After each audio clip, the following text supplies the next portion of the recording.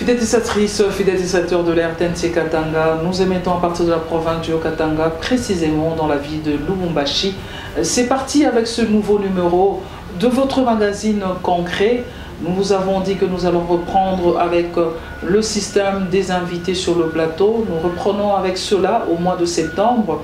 Souffrez pour les restes de jours du mois d'août que nous continuons avec ce système parce que simplement nous avons jugé bon chaque fois dans la rubrique Concret dans le concret de prendre pour vous, de vous présenter quelques actions, quelques réalités palpables du gouvernement provincial que dirige Jacques Aboula Katoué. Et bien sûr, c'est dans la rubrique Concret dans le concret. C'est parti avec cette rubrique de ce soir. Cette rubrique de ce soir, vous allez me poser la question pourquoi nous y revenons encore. Nous sommes en train de revenir sur ce dossier parce que simplement la farine de maïs, le bunga, comme j'aime le dire, c'est notre aliment de base dans la province du Haut-Katanga. Votre rubrique Concret dans les concrets, vous allez suivre le condensé. Nous avons ciblé seulement deux aspects en ce qui concerne la rubrique Concret dans le concret. Il s'agit de cet exploit réalisé dans la province du Haut-Katanga. J'en avais parlé la fois dernière, mais je vous avais promis que j'allais encore une fois en parler. L'exploit, c'est autour de la culture de maïs. Vous allez voir et vous êtes en train de constater, vous allez également le voir également à travers nos images, que le gouvernement provincial du Haut-Katanga a dû, comme j'aime le dire, pari gagner en ce qui concerne la culture du maïs, l'agriculture du maïs. Cette politique de remettre des intrants agricoles aux petits et aux grands fermiers à portée de fruits, subventionner les petits et les grands fermiers, cela apporte de fruits pour dire chaque fois qu'on leur donne les intrants agricoles, il y a un retour. Les petits comme les grands fermiers doivent faire la restitution de 30% de leur récolte. Voilà que ça donnait de fruits. Et désormais dans la province du Haut-Katanga, la lutte contre l'insécurité alimentaire a trouvé une solution, du moins en ce qui concerne le maïs. Vous allez suivre cela dans le condensé. Les dépôts sont débordés. Il faudrait que le gouvernement provincial pense déjà à d'autres dépôts, mais aussi, comme il y a déjà tous ces sacs de maïs, il faudrait que l'on amène cela à la minoterie pour qu'on ait finalement la farine de maïs made in Haut-Katanga. Comme j'aime le dire, Bunga Boakwetu, c'est pour dire que la province du Haut-Katanga ne connaîtra plus cette crise pour aller chaque fois chercher la farine de maïs du côté de la Zambie. En tout cas, on peut respirer, on peut pousser un ouf de soulagement. Vous allez suivre cela dans le condensé que nous allons vous proposer, mais aussi nous avons pris un autre aspect, l'aspect sportif. C'est vrai, le gouverneur Jacques Aboula Katoué n'est pas seulement en train de se battre pour le développement de la province d'un seul côté, mais tous les domaines sont au fait, tous les domaines sont en ébullition, tous les domaines, tous les secteurs sont en train d'être boosté. Vous allez suivre aussi dans le condensé le côté sportif avec le stade Jacques Aboula Katoué. Nous sommes dans la ville montagneuse à Likasi. Vous allez suivre cette rencontre qui a déjà commencé, ces compétitions au niveau provincial en ce qui concerne le basketball. Vous allez suivre cela, mais aussi le gouverneur Jacques Aboula Katoué a décidé encore de faire la ronde dans le cadre de la visite d'inspection des différents chantiers, d'aller voir un peu ce qui se passe du côté du stade Kibasa Maliba, Frédéric Kibasa Maliba, ce stade qui est en train d'être rénové. Vous avez suivi à travers les réseaux sociaux, il y a eu beaucoup de commentaires en ce qui concerne le vestiaire, le tunnel des vestiaires qui amène les joueurs au terrain. Disons que ce tunnel est en train d'être réhabilité. Les réseaux sociaux à des moments ne nous facilitent pas la tâche. Les réseaux sociaux à des moments, il y a trop de fake news. Vous allez suivre comment l'entrepreneur a expliqué les travaux qui sont en train d'être faits au niveau de ce stade Frédéric Kibasa Maliba. Non seulement qu'il y a la pelouse synthétique qui doit être posée, mais également il y aura une salle de conférence, mais aussi le tunnel. Le tunnel sera très bien réhabilité. Vous allez suivre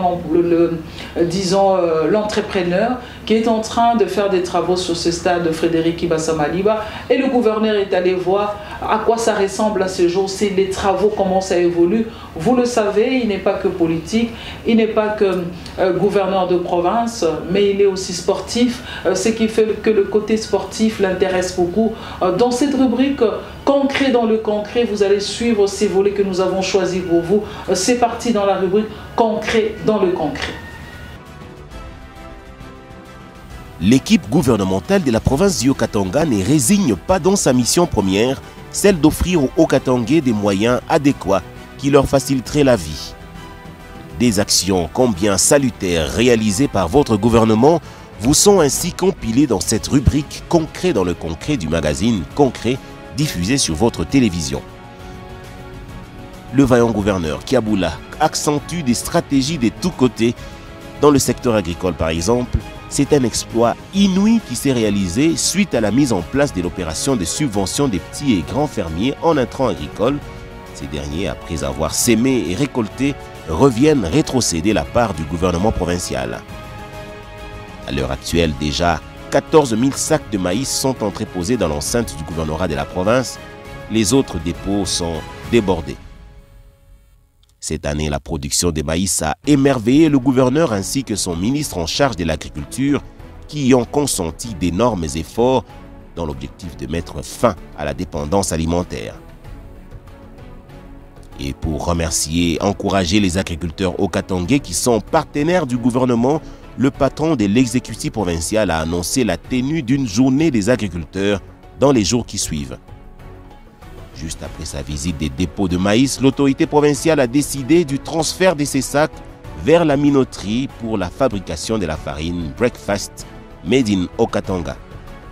Ayant à la fois la casquette d'homme politique et de sportif, le jeune gouverneur s'est rendu au stade Kibasa Maliba de la Kenya, où il y a récemment amorcé des travaux de rénovation et de modernisation de l'aire des Jeux. Accompagné d'une forte délégation, le gouverneur s'est imprégné de la qualité du travail abattu, exécuté avec finesse. Des sanitaires et des fosses septiques sont construits, mais aussi des bornes fontaines pour ainsi moderniser le stade selon les normes requises par la FIFA. De là, l'autorité se rendra tour à tour sur l'avenue Chondo au quartier Jekamine, l'avenue Monseigneur Tafunga au quartier Chamalale pour boucler sa ronde sur les avenues Kassapa et Biaï prolongées. Partout où il a foulé les pieds, le numéro 1 des Haut-Katangais a été impressionné par la rapidité avec laquelle évoluent les différents chantiers. À son passage, une foule en liesse l'accompagnait, scandant des chants qui exaltaient ses prouesses. Le gouverneur en a profité pour sensibiliser la population à la culture fiscale, ce qui permettra au gouvernement d'avoir les moyens de sa politique. Très préoccupé par la réhabilitation du stade omnisport Kibasa Maliba, il y est retourné quelques jours après afin d'inspecter l'évolution des travaux.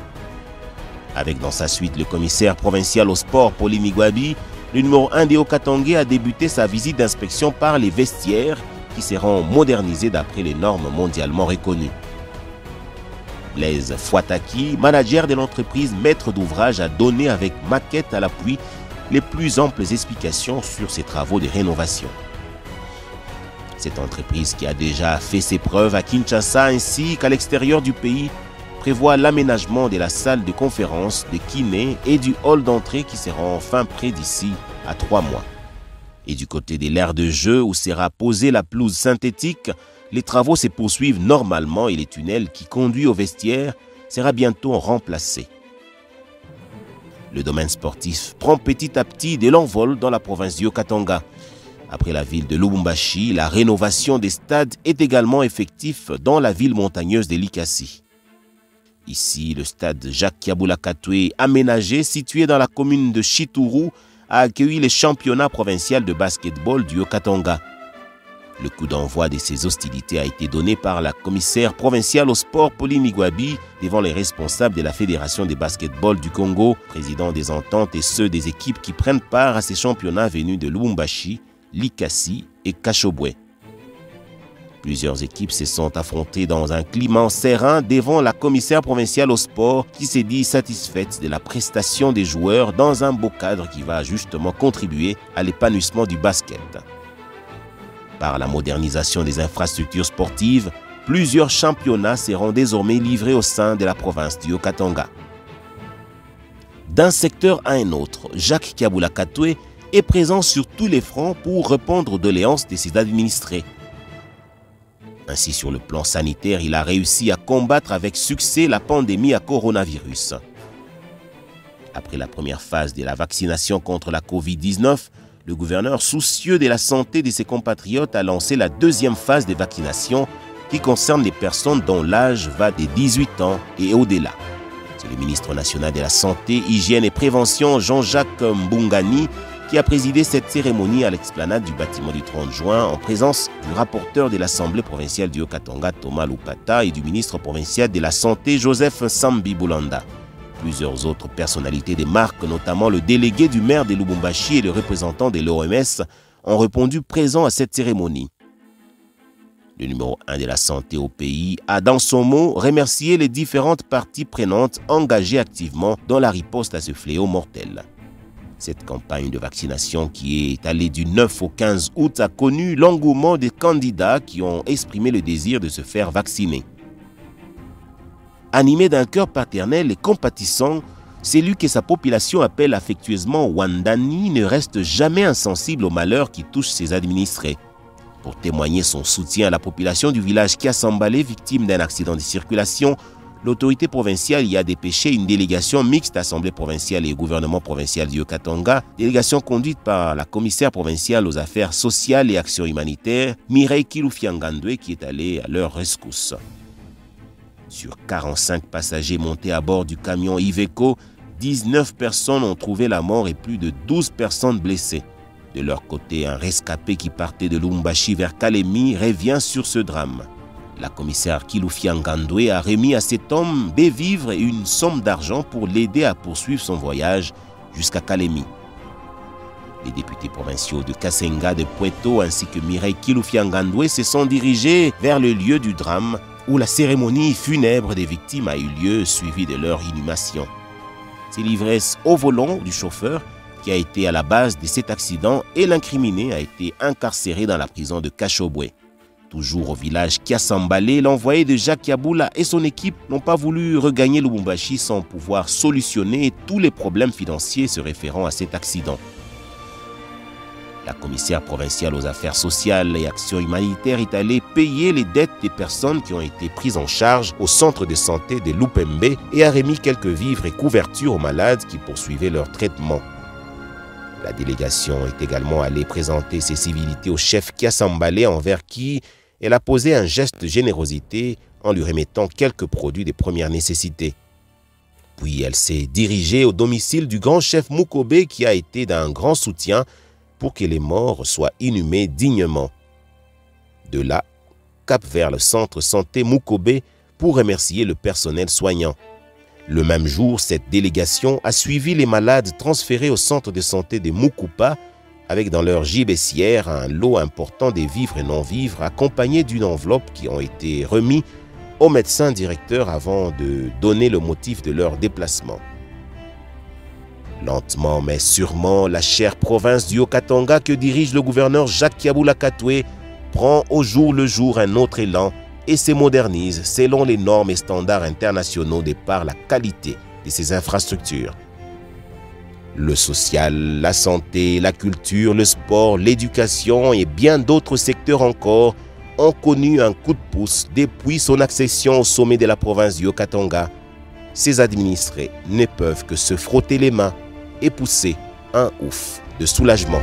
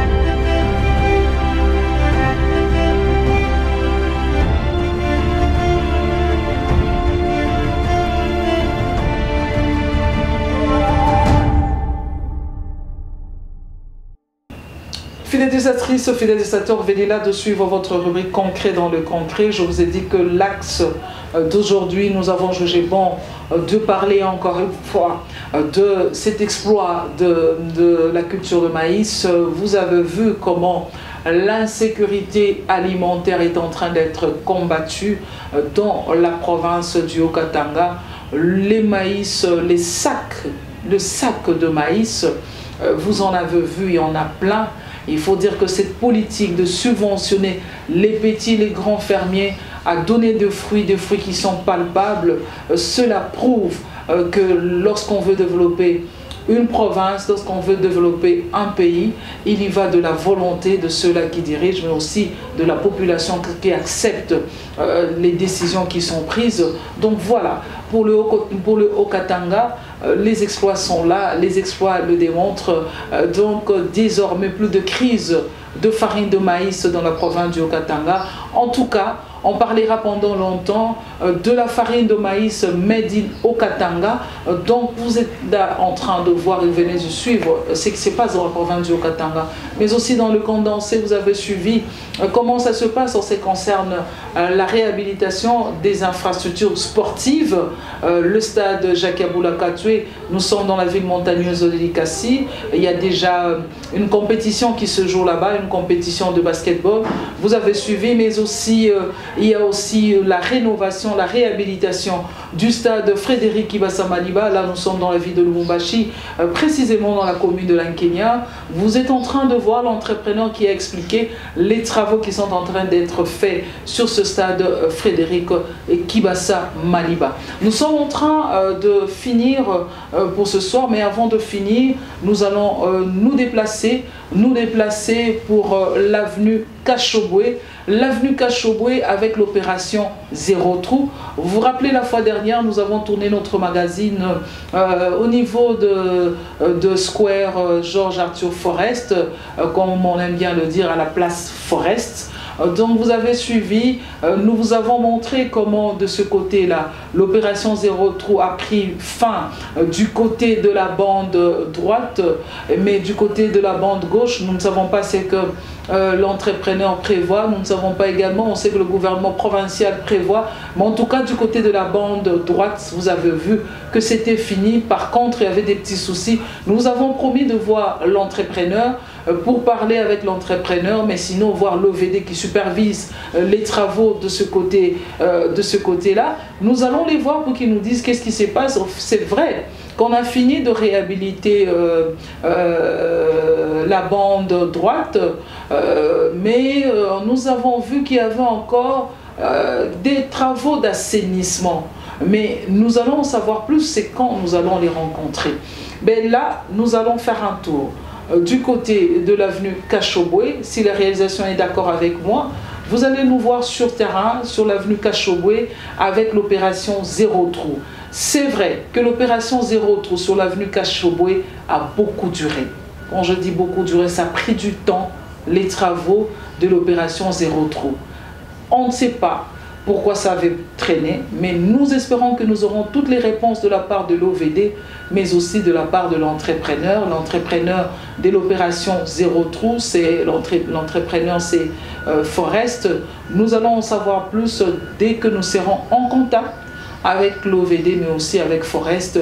On y va sur l'avenue Kachobwe, opération Zéro Trou.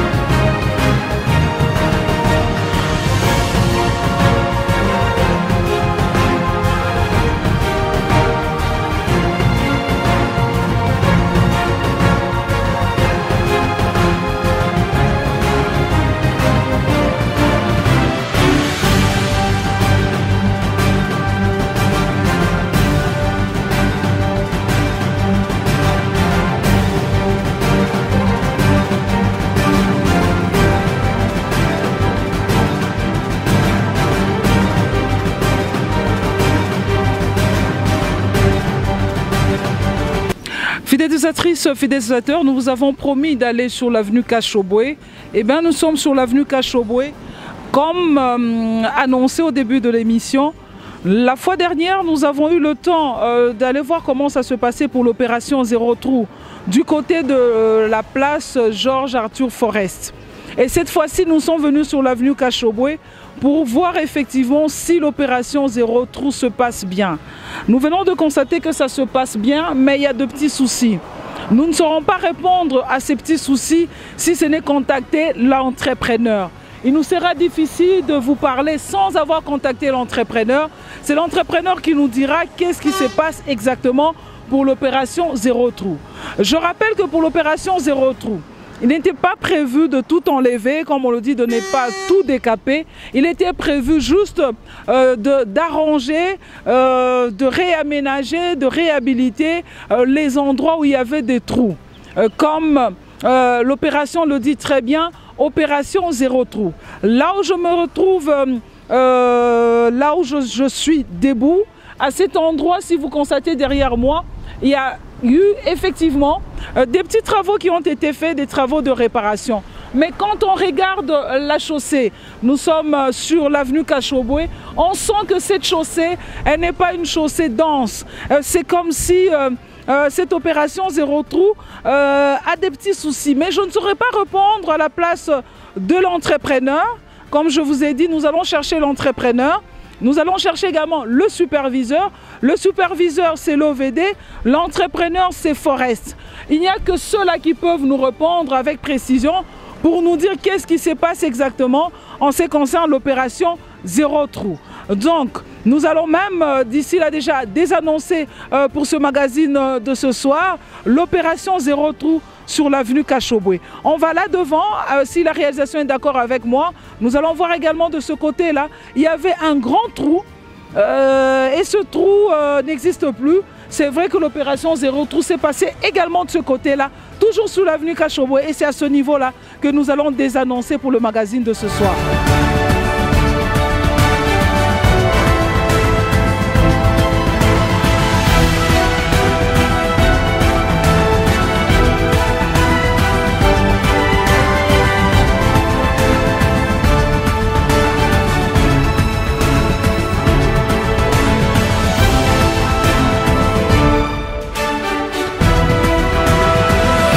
Fidélisatrices, fidélisateurs, surprise, lorsque nous sommes venus faire le tournage de ce magazine d'aujourd'hui, nous ne savions pas que nous allons trouver une équipe à pied d'œuvre du côté de l'Institut Madini. Vous observez avec moi à travers ces images que nous sommes sur cette avenue qui nous mène à l'Institut Madini, institut de la GECAMINE. Nous avons trouvé une équipe à pied d'œuvre. Heureusement pour nous, c'est l'équipe de Safricas. J'aimerais déjà rectifier, fidèles téléspectatrices, fidèles téléspectateurs, vous, nos amis qui nous suivez sur notre chaîne YouTube. Je rappelle que la place Georges Arthur Forest, ce n'était pas réhabilité par Forest, c'était réhabilité par Safricas, donc l'opération Zéro Trou de ce côté-là, mais aussi l'opération Zéro Trou sur l'avenue Kachobwe. C'est Safricas. Et là où nous nous trouvons également, c'est Safricas qui est en train de réhabiliter cette avenue. Nous avons échangé avec l'équipe à pied d'œuvre, nous vous avons promis de réponses. Heureusement pour nous, comme je vous ai dit, vraiment une surprise. Lorsque nous venions pour tourner le magazine sur l'avenue Kachobwe, nous ne savions pas que du côté de l'Institut Madini, nous allons trouver une équipe à pied d'œuvre, l'équipe de Safricas, la même équipe qui a travaillé sur l'opération Zéro Trou à la place Square Forest, la même équipe qui a travaillé également sur l'avenue Kachobwe. Nous ne le savions pas, donc nous nous avons trouvé à pied d'œuvre. Voilà pourquoi nous nous sommes dit qu'on pose également toutes les questions qui étaient restées sans réponse pour vous éclairer sur l'opération Zéro Trou. L'opération Zéro Trou à la place Georges Arthur Forest, l'opération Zéro Trou sur l'avenue Kachobwe, mais aussi la réhabilitation de cette avenue qui mène vers l'Institut Madini. Donc c'est pour vous dire que l'opération Zéro Trou n'est pas seulement opération Zéro Trou de nom. Avant qu'on désannonce ce magazine de ce soir, nous allons vous donner des précisions. Qu'est-ce qui se passe en ce qui concerne l'opération Zéro Trou? L'opération Zéro Trou, bien sûr, sur l'avenue Kachobwe, parce que c'est ça le sujet de ce soir, opération Zéro Trou sur l'avenue Kachobwe. Mais comme vous avez constaté tout au long de ce magazine, il n'y avait pas que la rubrique concret dans le concret, il n'y avait pas que l'avenue Kachobwe pour que l'on constate effectivement que l'opération Zéro Trou se passe bien sur l'avenue Kachobwe. Mais vous avez vu, je vous ai dit, surprise parce que nous avons trouvé l'équipe des Safricas à pied d'œuvre sur cette avenue qui mène vers l'Institut Madini. Nous les avons trouvés en train de réhabiliter cette avenue. Ça nous a fait du bien parce qu'en fait, on se posait des questions sur l'opération Zéro Trou. L'opération Zéro Trou, nous avons eu des précisions qu'on doit également vous transmettre, qu'on doit également vous donner. L'opération Zéro Trou, il ne s'agit pas de la réhabilitation. L'opération Zéro Trou, il s'agit au fait d'une réparation. Voilà pourquoi sur l'avenue Kachobwe, nous nous sommes dit mais la chaussée n'était pas dense. On nous a rappelé par l'équipe qui se trouve à pied d'œuvre sur cette avenue qui mène vers l'Institut Madini, la même équipe qui a travaillé sur l'avenue Kachobwe en ce qui concerne l'opération Zéro Trou. L'équipe nous a dit ceci, lorsqu'on parle de l'opération Zéro Trou, il s'agit juste d'une réparation. Et quand il s'agit d'une réparation, on a le temps de décaper les mauvais, disons, la partie qui est détruite et ensuite remplacer cette partie détruite, réparer cette partie détruite. Ce sont des précisions que nous avons reçues de la part de techniciens qui sont ici en train de travailler sur cette avenue qui mène vers l'Institut Madini. Dans l'opération Zéro Trou, il faut savoir qu'ils ne vont pas tout décaper. L'opération Zéro Trou, ce n'est pas une réhabilitation. L'opération Zéro Trou, c'est juste une réparation.